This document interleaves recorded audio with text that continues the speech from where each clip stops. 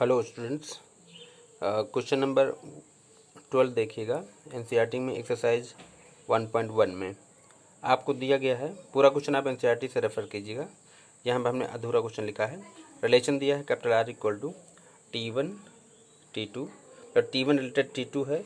If T1 is similar to T2 defined on set of all triangles A। तो किसी plane में triangles दिए गए हैं और रिलेशन इस सेट पर दिया गया है, सेट ऑफ ऑल ट्रायंगल्स ए पर। हमको ये प्रूव करना है कि ये रिलेशन इक्विवेलेंस है। ध्यान रखो, इक्विवेलेंस का मतलब है कि अगर हमारा रिलेशन तीनों हो, तीनों मतलब रिफ्लेक्सिव भी है, सिमेट्रिक भी है और ट्रांजिटिव भी है। If relation is symmetric, reflexive as well as transitive, then we will say that this relation is equivalence relation.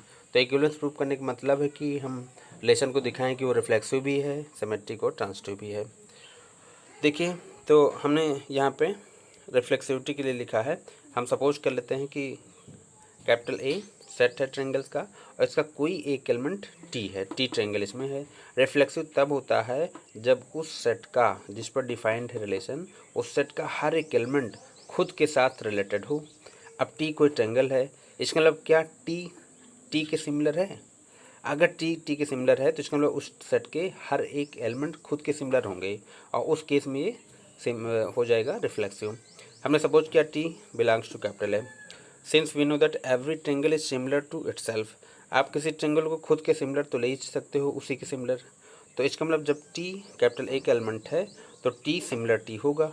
अब जब टी सिमिलर टी होगा तो इसका मतलब हम लिख सकते हैं ऑर्डर पेयर में T belongs to capital R for all small T belongs to capital ए।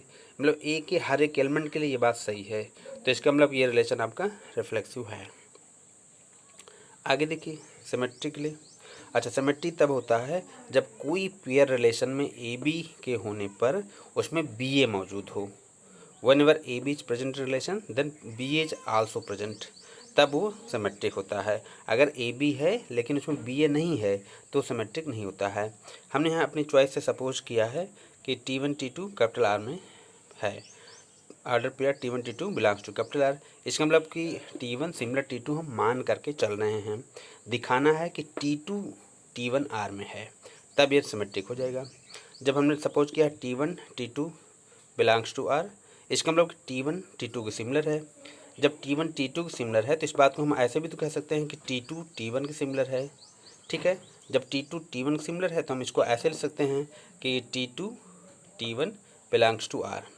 इसका मतलब है कि जब भी T1 T2 आर में है तो T2 T1 भी आर में है। तो इसका मतलब ये रिलेशन हमारा सिमेट्रिक हो गया है।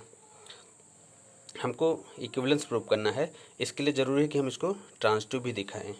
ठीक है, तो आगे हम अब ट्रांजिटिव की तरफ चल देंगे। तो ट्रांजिटिविटी के लिए हमें पता है कि अगर रिलेशन में ए बी हो और बी सी हो, ऐसा होने पर उसमें ए सी मौजूद हो तो वो ट्रांजिटिव होता है।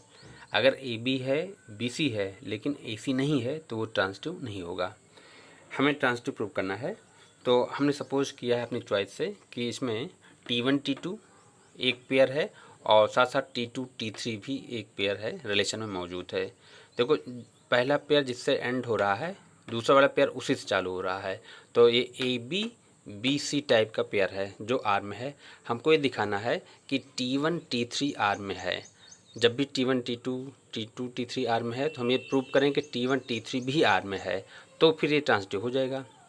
अच्छा, यहाँ रिलेशन दिया है is similar to T1 T2 are में है, इसका मतलब T1 T2 के सिमिलर है तभी तो आर में होगा।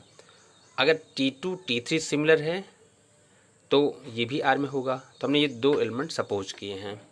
तो T1 T2 सिमिलर है तो हमने लिखा है T1 सिमिलर T2, साथ साथ T2 T3 सिमिलर है तो हमने लिखा है T2 सिमिलर T3। अब बहुत क्लियर सी बात है कि जब T1 T2 सिमिलर है और T2 T3 सिमिलर है, इसका मतलब ये सब सिमिलर हो गए। तो इसको हम लिख सकते हैं T1 T3 के भी सिमिलर होगा। हमने लिखा है T1 सिमिलर T3। अब जब T1 T3 के सिमिलर है तो हम इस बात को लिख सकते हैं कि T1 T3 रिलेशन आर में मौजूद है, क्योंकि T1 T3 सिमिलर हो गया है। तो this implies R is transitive relation. ठीक है, ट्रांजिटिव आपका हो गया।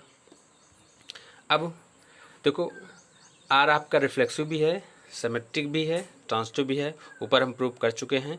तो therefore this relation R is an equivalence relation. कोई भी रिलेशन अगर तीनों ही है, मीन्स रिफ्लेक्सिव, सिमेट्रिक और ट्रांजिटिव, तो उसको हम लोग इक्विवेलेंस रिलेशन बोलेंगे। तो ये आपका इक्विवेलेंस हो गया। अब आपके क्वेश्चन में दिया है कि T1 T2 T3 तीन ट्रायंगल दिए गए हैं, उनके साइड्स दिए गए हैं, पूछा गया है कौन रिलेटेड हैं इनमें से।